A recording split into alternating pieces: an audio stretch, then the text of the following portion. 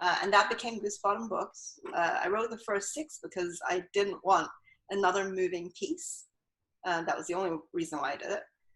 So as soon as we got the first 6 out, we went straight to the next 6. And in time for the next 6, Amy went and recruited authors, and we kind of turned into a little group that we called each other the Geese, and had a really great time while it lasted. And Amy, as a writer, what brought you to editing?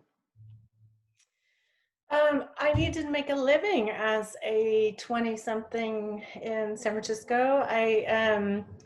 Let's see, I had graduated from school in San Diego with a literature degree, and I was like, what do you do with that? I knew I wanted to be in San Francisco, so that was what, like, the one known thing, like, okay, I'm going to move to San Francisco. And then from there, it was like, okay, well, let's work for a publishing house. So I worked for a small house called Mercury House. I don't think they're still around, but they made really cool little books. Not little, cool books, little press. And then Chronicle was sort of the big publisher in the city. So I started working there as an intern. I was probably there as an intern way too long. At least a year as an intern. And then the editorial assistant fiction job came up, and I applied for it and thought, this is my job. This is what I'm going to do. I'm going to be the fiction editorial assistant. It's great. I was going back to school for a master's in short fiction. So it just all seemed like the stars were aligning, and I thought, this is it. And I didn't get the job, but there was another job open, and it was for editorial assistant in the children's book department. And I thought, children's books, what are those? But I applied and I got it. And honestly, I think it was one of those magic moments in my life where it just sort of, I was on the track that I was supposed to be, and I haven't left. And I think what works for me is having a background in writing poetry and short story. I think the picture book form is very, it sort of is in the same family. It's, it's very, it's few words, it's very condensed, and the word I'm looking for is not coming to mind. But just brief and lyrical and dense with story and meaning, and that just really appeals to me. And the other thing that a picture book has that I discovered I'm really well suited for is the visual side of it. I'm a very visual person, and so is the sort of the poetry and the visual coming together was just a really good match for me. So that's how I sort of went from being a poetry undergrad and a master's in fiction to being an editor of picture books. I think I got into the world because, as we have determined, I'm not the writer, but I'm a reader. And I think I always was drawn to publishing for that reason. Thank you, Amy, for bringing me into the internship at Chronicle, because that's how I got there too. My position was through that internship. And 2 decades later, we're all sort of here in these sort of intertwined connections, and whether it's Laura Atkins or the two of you, and those vines sort of have gotten so confused. And I think, Shirin, actually you have a little show and tell that you might want to share with us about how linked all of those connections can be over time. Yes, I'd love to share something with you. So what I have here, let me share my screen. What I have here, I actually prepared for a workshop I was giving about different routes in publishing, and we were comparing we were talking about self-publishing versus traditional publishing, and I was just trying to illustrate at that time what you risk giving up if you go into self-publishing too early in your career, because as we all know, this industry, so much of it is about the connections that you make. And if you self-publish too early in your career, I believe that you leave a lot of that possibly on the table. So I thought, well, let me see in my experience what that actually looks like. And I ended up with this little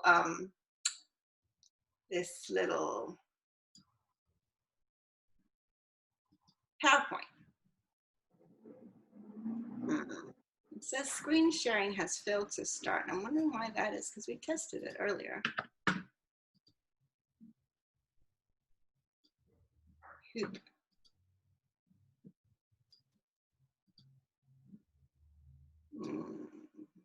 Nope. It's not letting me share my screen now.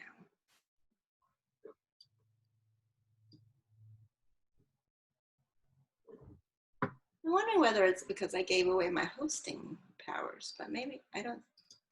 It says you're still host. Yeah. No, it really isn't liking it. So therefore, it will have to end up as a mystery, you guys. I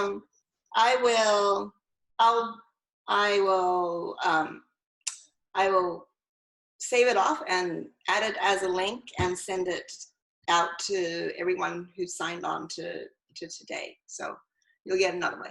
But basically, it just shows how it started off. My first two contacts were just Amy and Sam McFerrin, who was Amy's assistant at the time. And then Amy and Sam went to different publishers, and Ruby's Wish was still in progress. So then I got Victoria and Melissa as my editor assistant duo. And you know, Sam went to Harcourt. Sam bought a book from me at Harcourt. Sam ended up going to Disney. She ended up buying 4 from me at Disney. She, you know, it's just like everyone just went boop, boop, boop, boop. And that's all this show. But I put it together for another purpose, and I thought, oh, this is kind of cute. I should show everybody this. And the fact that one pull out of the slush pile has me now, I think that if you fast forward to the end frame, you'll find that, you know, I'm on a first name basis with maybe, let's say, a dozen editors in children's book publishing. I've had a career in children's books for 22 years now, never had an agent. And it's all just because people very conveniently leave halfway through my books to go to different publishing houses, and so I get to know the new team as well as the old team, and then everybody just kind of buds off from there. It's something that I don't think a lot of people think of when they're trying to decide between self-publishing and traditional publishing, like just how much of this networking you actually give up by I know that everyone gets really impatient. It takes super long to find an agent, super long to find a publisher. And then with children's books, it might take you another 4 years for your book to get illustrated and published. But if you're patient and gives you a completely different career path. Well, thank you. And it's nice to see that visually. It is sort of a very extended kind of family tree that you created. So thanks for that graphic. Look for it later, guys. Okay, now is your time. We are open for questions. I believe you can turn your screens back on.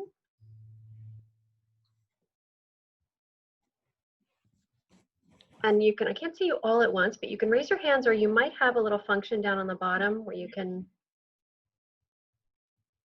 raise your hands there too. Okay, I'm going to do my best to see all of you guys. And you can also just raise your hands on screen if you have any questions, and I will call on you. Do I see a question from Doug there? Yes, I do. I wondered about how long Goose Bottom lasted, Shirin. Oh, go on. Come on. Rude. Oh, well. So Goose Bottom, we started, Amy and I started talking in 2009, and I registered it as an LLC in February 2010, and I sold it in 2017. So I gave it 7 years. I gave it a good crack. Good. We won heaps of awards, but we never made any money. I see Julie has a raised hand. I do. So what I was wondering is a little bit about process, because you both have moved between age groups that you've written for. And I'm wondering what you found sort of transferable in the process and what you found you had to adapt.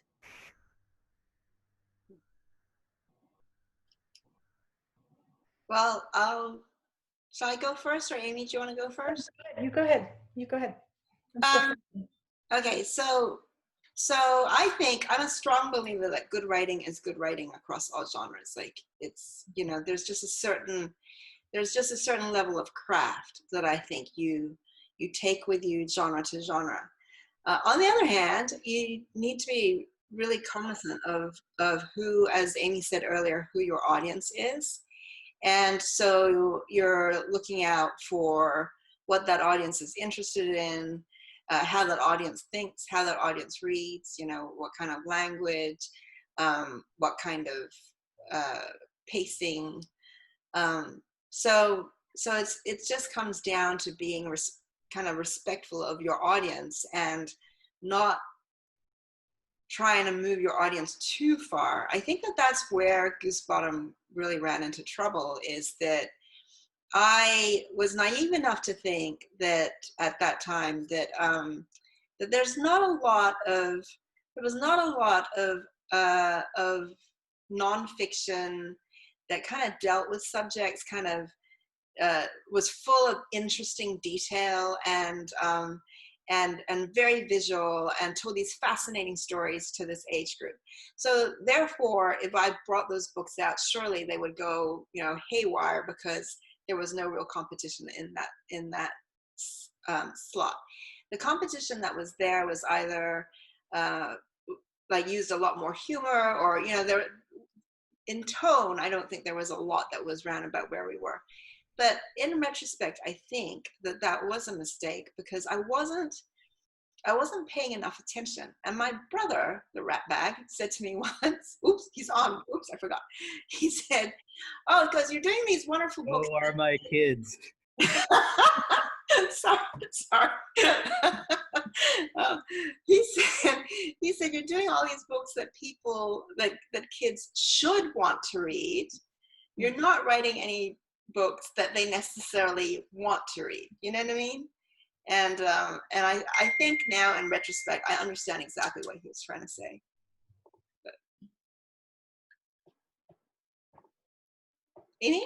Oh, I don't have a lot to add to that. I think that I liked Shirin, you're saying that, good writing is good writing. And, for me, I've been mostly focused on picture books. So my world is about 500 words, and the audience that responds to that. So I definitely have moments where I push that in terms of, sophistication, and sometimes it works and sometimes it doesn't. But I like the idea of picture books really being for all ages. Oftentimes we're asked, who is this book for? Is it 0 to 2 or 4 to 6 or 4 to 8 or 8 to 12? And I don't know. I think the best books are really appreciated by people of all ages. That's what I would like to think, and what I'd like to do. Amy, are your books really 500 words? Not this current one, no. But yeah, 500, I would say, well, maybe closer to like 650. I think 650 is sort of the magic number for me. Yeah. That blows my mind, because my sense of them is that they're much longer. Mm-hmm. Maybe because you tell sort of a life of a person in those 650 words. So congratulations. I had this sense that they conveyed a lot more. Yeah, no, I think they're, I think they're certainly under 1,000. Yeah.